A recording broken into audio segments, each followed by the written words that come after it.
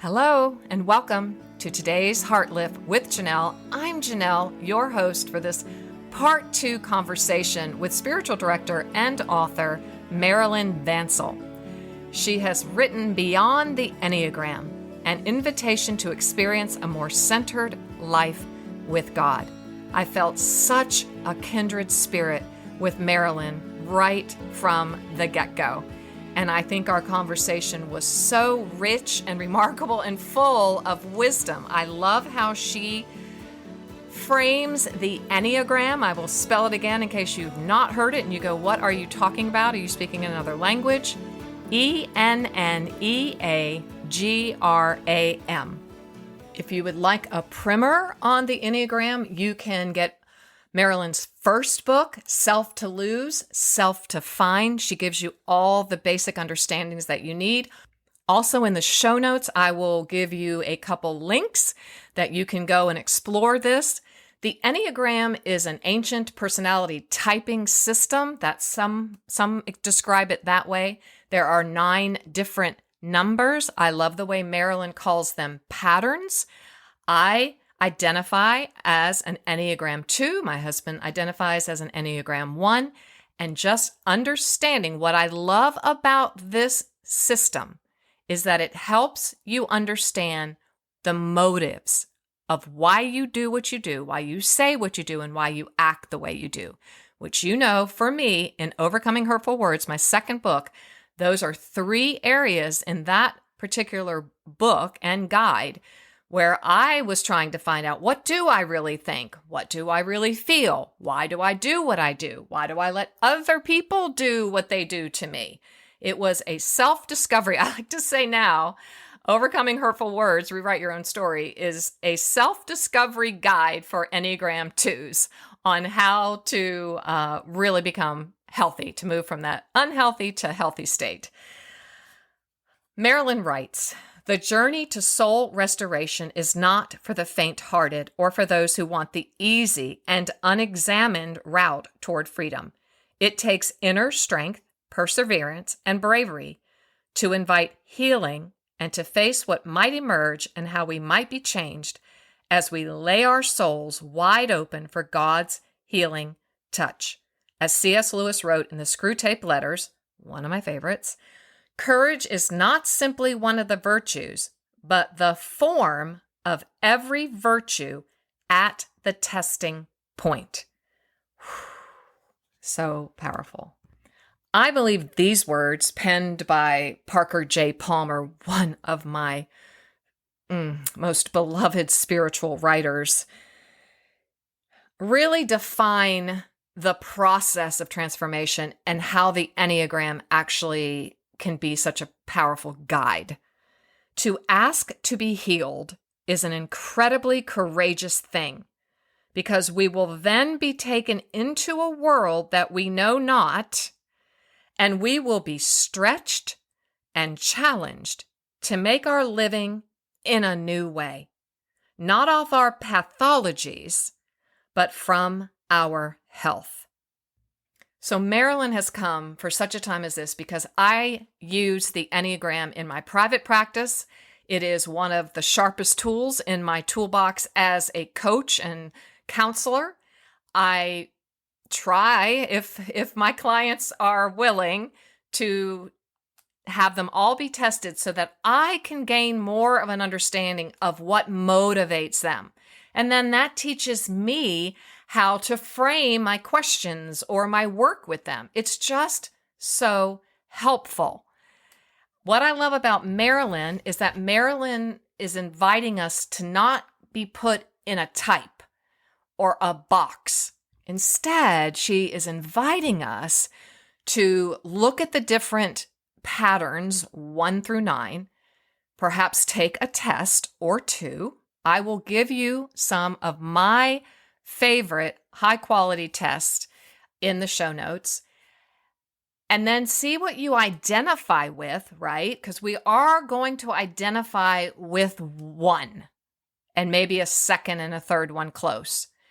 And then there are subtypes. But then she also invites us to move outward and to embrace all of the qualities of all the numbers, because at the end of the day, we are called to be wholehearted. And that is what I love so much about what Marilyn's doing. So I hope that this part 2 enlarges your understanding and gives you even more hope and courage for your own transformation, your own heart-lifting journey. Let's welcome Marilyn back to the show. Okay, so that's that authentic self. We're moving from our adapted self that protected us, right? That fight, flight, freeze, fawn, that we have that beautiful survival mechanism that God gave us, but He doesn't want us to live out of that. Yes. He wants us to live out of our prefrontal. He wants us to live out of our truest God-breathed, I like to call it my God-breathed self, Genesis 2:7, where He breathed that into us. So our authentic self. Then we move into, which oh, wait a minute. I can see it because it's blown up to the left. Like this, I feel like I'm at the eye doctor. Right. I know. This chart is super little. Oh my goodness. You move us into more the inner circle that's kind of protecting our spirit. So when I look at this chart initially, I was seeing like 1 Thessalonians 5:23 in my mind, like moving from the body to the soul to the spirit. Is that a safe assumption? I don't know. The body is part of us too. It we don't is. want to move away from our body because it's an important element. But That's from true. the ego. The ego. Why don't you explain just a little bit for everyone? Ego. Yeah. Ego. Well, it's that part of us that's self-oriented, and we had to create that. It's part of our humanity and our journey as a human in this world. And so the ego self was all that outer circle piece that protected us and helped us grow. But then it just stops actually the reverse starts happening. It's not getting us what we need. It's not getting us what we long for. It's keeping us stuck in our self-orientation, in our self-referential, narrow vision. And then so moving away from that,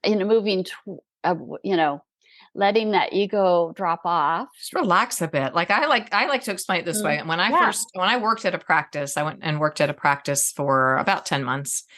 And towards the end of that time, one of the other therapists was like, you know what you do, Janell? And I'm like, I have no idea what I do. I don't have any idea. I am fully embodying imposter syndrome in this, newfound work that I'm doing at 54 years old. And she's like, this is what you do. You give people ego strength. I was like, is that a good thing? Like, I just, masters and all, there's still so much to learn in this field, right? It's just, I learn something new every day. I learn a new word every day. I learn a new field of knowledge, right? It's like, that's why I love it though, I think, because it's endless. And she's like, no. People come to you and you reparent, like you're reparenting. So I learned a new word there too. You're reparenting them. You're mothering them actually. And I'm like, well, I wasn't mothered well, and so that's miraculous, but I probably have reparented myself and mothered myself well. And so ego strength is positive. We want that. Like when you have secure attachment, when you're born into a family in which you are known, seen, loved, and you're heard, and you belong, you're safe inside that home, you're secure, you can express yourself, you get a certain ego strength. So I say secure attachment and ego strength to me are integrated.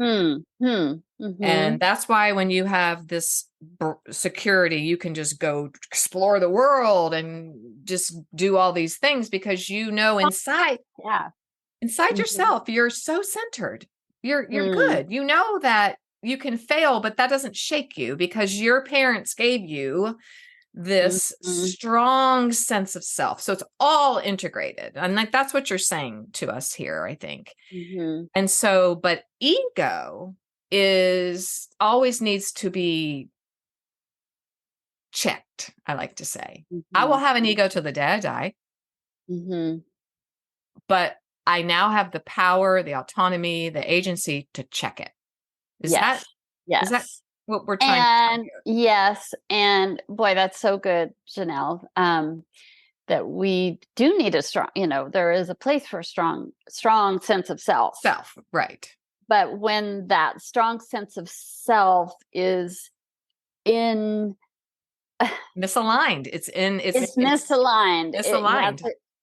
And it's the ruler of the day. It's the rule, and so discernment is an important piece of this, and it's subtle.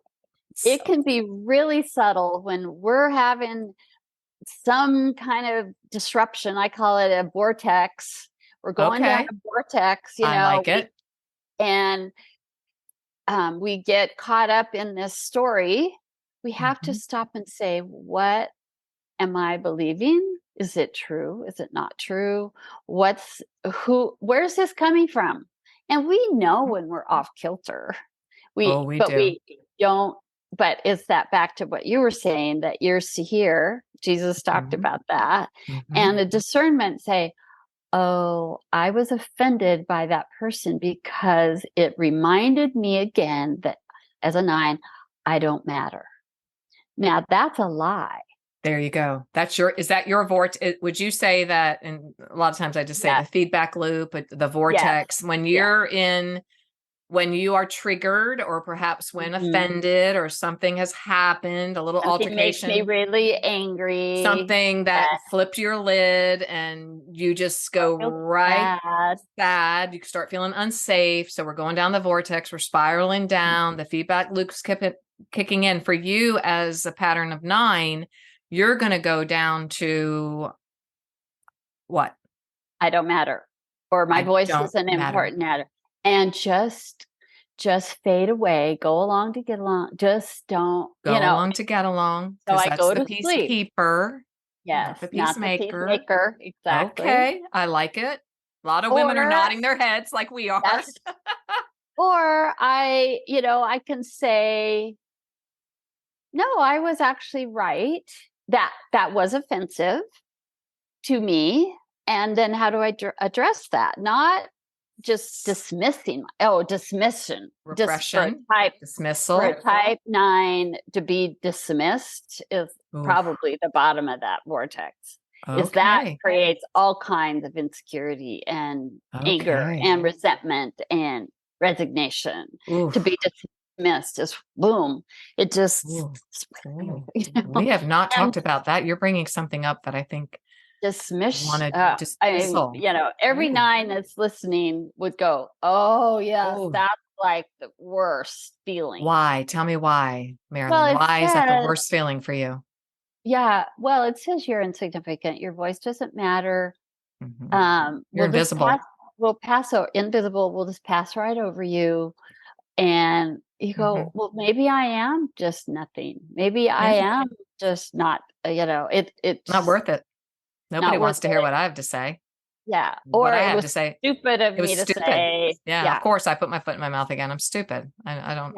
Yeah. It just creates. It's not just awful. I know. Yeah. It's just awful, and we don't want that. No. But I can then say, well, I felt dismissed. But wait a minute. My point was right. I need to address that comment to me was offensive, and I felt insulted, and I can own that and say, no, that is not true. I can go down the, poor me and insignificant me. And no, that is not true.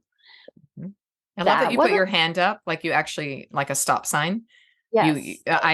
That's a tool. Like, I think that's a tool. I give that to my clients. Like, no, no, that is not the right story. Yes. No, that's a false narrative right there and then. And then turn your hand back and put it on your heart. I love that too. Right? Yeah. No. Yes. This is my true narrative. It's nourishing. And I need to put in my tools here that I already know. But the compassion. The point is, get the tools. Yes. Exactly. Yeah. I don't want to miss what you just said. Compassion. Yes. Like that really Grace. hurt me, instead of going, oh, well, I'll just go to sleep because I don't want to be a problem. I don't want to be a problem. That hurt me. That did hurt me. And I don't necessarily have to clear it up with the other person or create it, but maybe I do.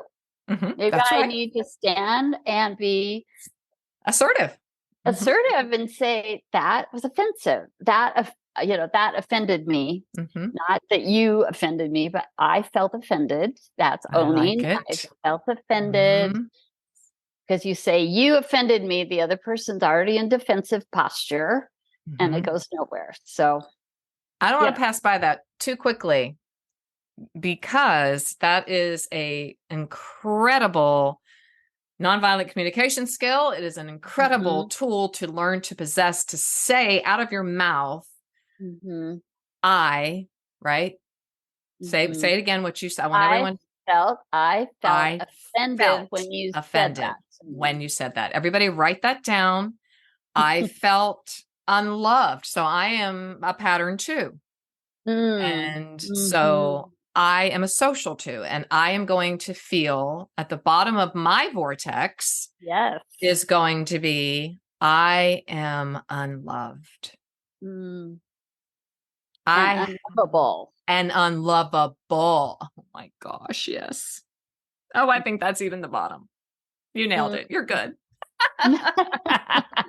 Yes. Thank you. I am unlovable. Oh, because that just brings that's deeper. Ooh. Okay. Now we may have to move into spiritual direction for Janell, but no. I am unlovable. Yes. What a false narrative. See, that hits me really hard. And for you, feeling invisible, feeling insignificant, dismissed, insignificant. Yeah. It's super hard. That hurts. That even hurts, doesn't it? It does hurt. We're both scrunching our face. I know. And to get to that bottom feeling is hard, but it's so important. Gosh, it's vital. To name that. I love you keep saying naming. And I just, once again, this is so layered. This work is so layered. It is. Yeah. And we are just always skimming the surface in a podcast. And so you guys, you've really, I encourage you to get both of Marilyn's books and do the work, put the work in, and allow Marilyn to guide you. And of course, my book, Stronger Every Day, as well, I'll just say, has great tools in it, but do Marilyn's work first, because you're going to find out which pattern you are. And that to me, I kind of did it backwards because I didn't find out about the Enneagram till later. And had I known it first, it would have been very helpful. So you can find out your vortex, right? Where does your spiraling down go? What is that deep, deep message? And so for me to go ahead, you were going to say something. Well, and then when you identify it, like that deep down message of I'm unlovable. Well, there's this source of that. Where did that, when was that? When did you become to believe that? What wounds? I mean, and we need to do the hard work. We have to. It's not like, okay, those wounds happen. As I've said, spiritually bypass them. Yeah, exactly. And the thing some people say, well, that's just old tapes, back to my cassette tapes idea. That's just old tapes. But then I've been thinking lately about the oldies but goodies songs out of my era. And the minute I hear a Beach Boys song, oh yes, I'm right back there. And so the oldies but goodies, the old tapes, replay and replay. And we go, oh, I know that song. And I know where it was. Yes. But then, and the deepen it to, I know this I'm unlovable song. Yes. And I know this song. This song is repeating itself. And then go to, where did that lie begin? And how did it get nurtured and reinforced, and you became to believe that, or every type, I'm invisible. Where did that come from? And not just, oh yeah, well, I think I'm invisible. but let that and I can never change because my grandmother felt invisible and my mother felt invisible and my great-great-grandmother. And I'm trapped. And I'm trapped in my box because I'm back in my box. Exactly. My nice, uncomfortably comfortable box. Right? Yeah, exactly. So powerful. We have to, the way that we move through it here in this community with the Heart Lift method is we bring our past into the present long enough to look at it, to search our hearts, to search it, right? To go to all of the places, like you're saying, find the origin story. Yes. Find where the fatal foothold got a toe, where Satan got a toe in the door. Yeah. Because he is after us from the minute we're in womb, right? Even before. So the earlier he can get a little foothold in our lives, the better. But the beauty is we can make sense of our story. Yes. We can make meaning of our story. In fact, we have to. We have to. That's proven. We have to make meaning of our story so we can understand it and make peace with it. And I love the posture of welcoming our story rather than, I don't want to go there. It's too painful. Or my parents, they did the best they could. Well, they did do the best they could. I hope my kids say that about me. Well, my parents, yeah, they're flawed. But they did the best they could. But it doesn't mean, but we dismiss all of that, back to dismissal.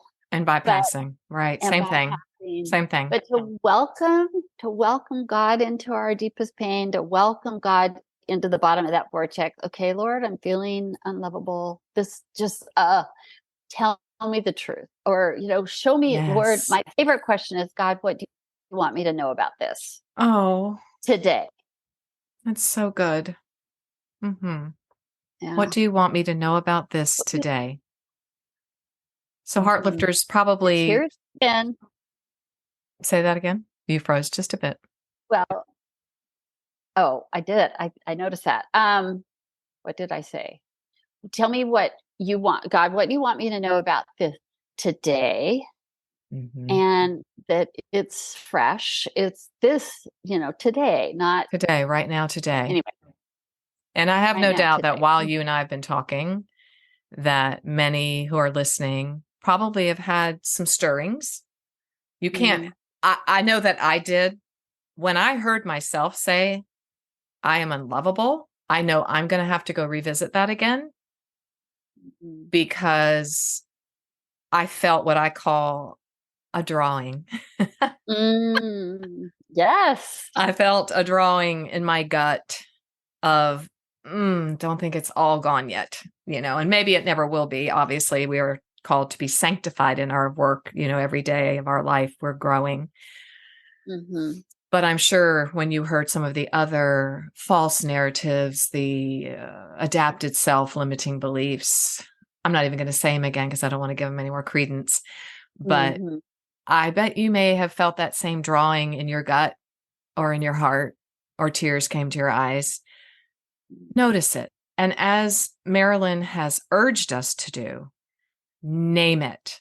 We have to name these things in our lives. And even in my own life, like maybe today something was named that you didn't even know, like secure attachment. What is that? I have no idea what that is. What is she talking about?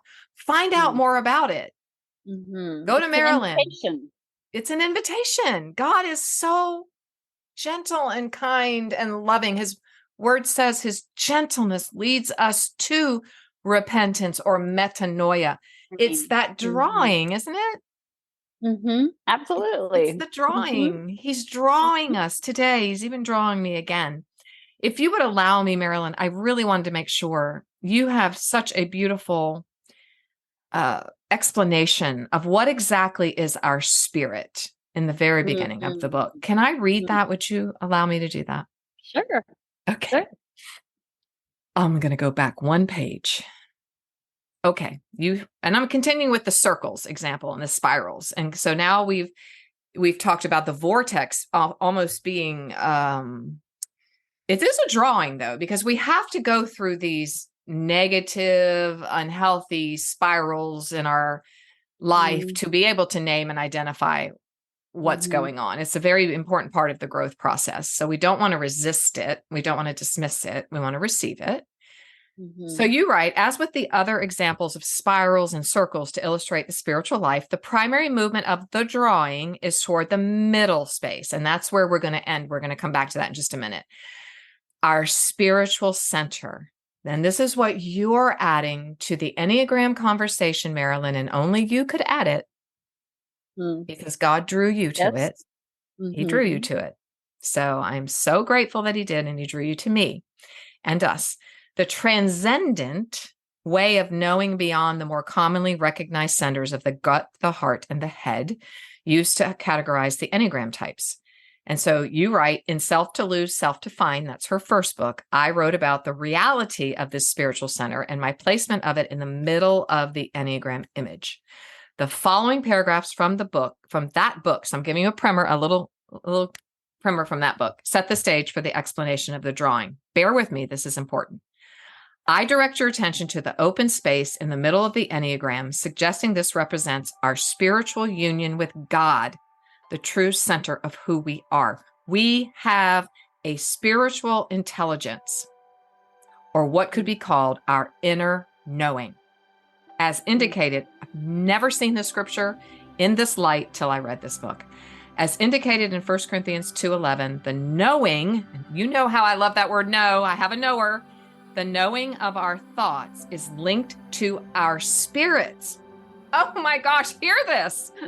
For who knows a person's thoughts except their own spirit within them? Marilyn, this is why the word of God is alive and it quickens us every single day. I'm getting so excited. I have to calm down. Who knows a person's thoughts except their own spirit within them? Hence, Heartlifters, we have to spend time with our spirit. Yes. In the same way, no one knows the thoughts of God except the Spirit of God. Okay, I'm going to end right here. What exactly is our spirit? Many theologians define the soul as the combination of our emotions, our mind, our will. I've also heard intellect, our head, our heart, and our gut. They then define the spirit as the innermost part where God dwells, where we are in union with the divine, and where we spiritually discern the deeper truths of life. Thus, our spiritual intelligence and our union with God are vital aspects of who we are and are critical to the process of our spiritual formation. Tell us more about the center of this drawing, the circle. Well, and I that inner circle, and I put a triangle because it's a relationship of the Creator God, the Christ, and the our companion, the Spirit, Father, Son, and Holy Spirit. The Trinity is relationship, and in the middle is a heart because God is love, and it is the beginning. That's where we're being drawn into God's ultimate love and union with God.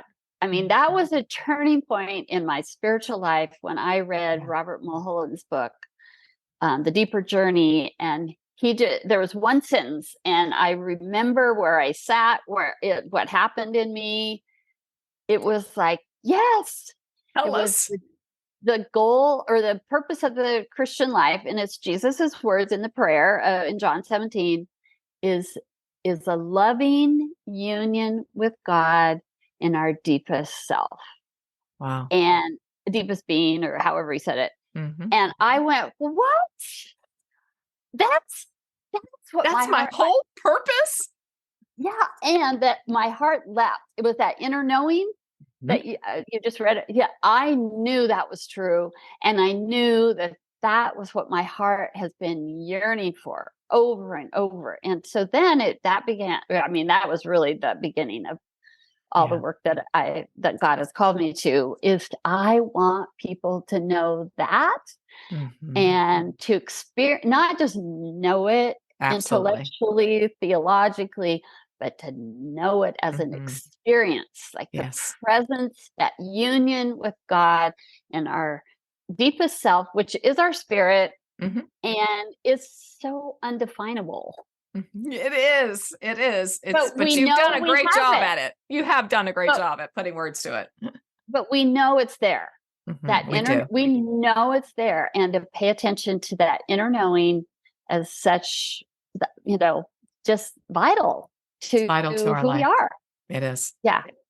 We're not just a thinker and a feeler and a doer, but we have a spirit. Oh, we do. And it has a whole language, and it hangs out in liminal space. We've talked a lot. We've been introducing the whole realm of liminal space in our community this past year. Been definitely trying to make room in my life where we're in a culture of productivity and ambition and all ego-driven things, to soften that and just spend more time allowing God the space in which to move in my life, right? Yes. It's very counterintuitive for many, many of us. And we have to pause. We have to pause. Yeah, that's going to disappoint people. That's going to make people angry in our lives, especially if we're doers or if we're the ones. Expectations, all the things. I really want to close with your idea of pilgrimage and the path of pilgrimage. And, we've talked a lot about things today that can be a lot to hear, because a lot of us have just been so programmed to be busy. And so anytime we're introducing these new contemplative practices, it can be disorienting and disarming. So I know that you have in this beautiful book, Beyond the Enneagram, a path to pilgrimage and a way. Can you share that with us as we're closing, as perhaps how we can begin this pilgrimage into the interior of our lives? Yes. Well, loaded question. Sorry. Yeah, it is like, whoa, very loaded. In 3 easy steps, how do we? It's not a formula, and it is not the deal. I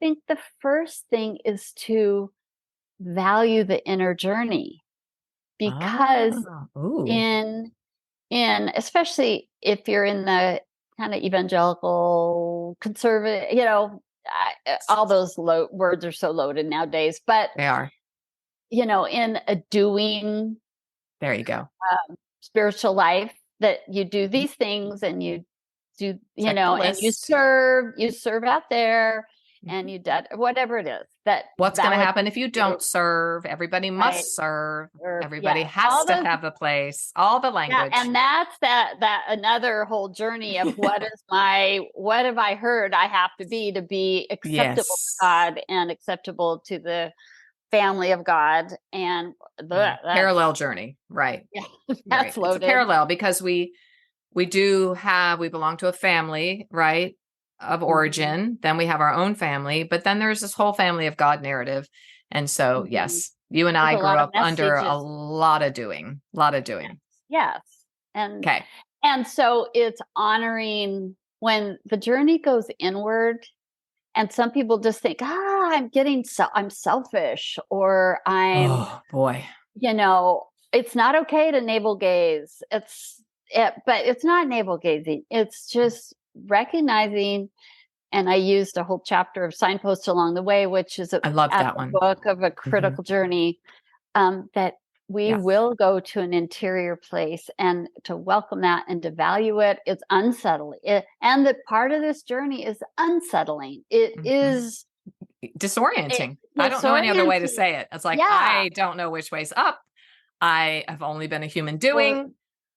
What am I going to do? And to allow that what will I say? An invitation and not reject it. And it's an invitation to God is inviting you to a deeper journey, to a more centered life, but you got to go through that. You have to go through it. And so that's part of the pilgrimage of it's a journey, and it's not a they're at, with pilgrimages like the El Camino, or is that what's called? The Camino. The Camino. The Camino, El Camino is a car. The Camino, a really cool car. A really cool car. The Camino way is in Spain. Exactly. So, and there is a place where it ends. So there is beginning and an end. But the pilgrimage is one step at a time. It is noticing, paying attention, It's not, how can I get way over there? Mm-hmm. It's like, what's today hold for me? And God, what do you want me to know today? Yes. And today is, as Jesus said, today is enough. It is really enough. Yeah. It's not borrow from tomorrow. Right. To take one step at a time. Exactly. That's true. Or if we live in the past, we get all kinds of regrets or shame and whatever. Yes. But I know the key, I know we're kindred in this in our hearts. The key is, like, even when we talked about parenting, the way that I reframed that in my life is I did do my best. I truly believe that I did. But now that I know better, I will do better. I love that. And that was a huge conversation with our 3 adult children and their their husbands or wives, wife, I have one because I have one son, was that, Dad and I have learned a lot, and we're so sad and so sorry that we were repressors and we dismissed and we didn't know how to handle conflict. So today's a new day, and I'm learning this, and I know just this much to be dangerous, but most importantly, the conversation that needs to happen, even in our own life, is that, okay, today I'm going to know better. I'm going to learn something that will make me a better, good, better, best, right? And Paul tells us that learn, grow, learn the more excellent way. We can, that's why we're here. We're not wasting time. We're just not wasting breath. We are here. You and me, or you and me. I don't know. Can't remember. Marilyn is here. I am here to help all of us become better so that we can do better and that we can actually, stand before God one day and go, I really did try my best. And when I didn't know, I learned. And there's no excuses anymore. We have Google. I mean, I didn't have Google raising kids. I had none. I didn't have it, and now I'm like, there's really no excuse for emotional, mental, spiritual growth. It's at our fingertips. Exactly. So I am so grateful to you. I know that my community definitely wants to know how to get in touch with you.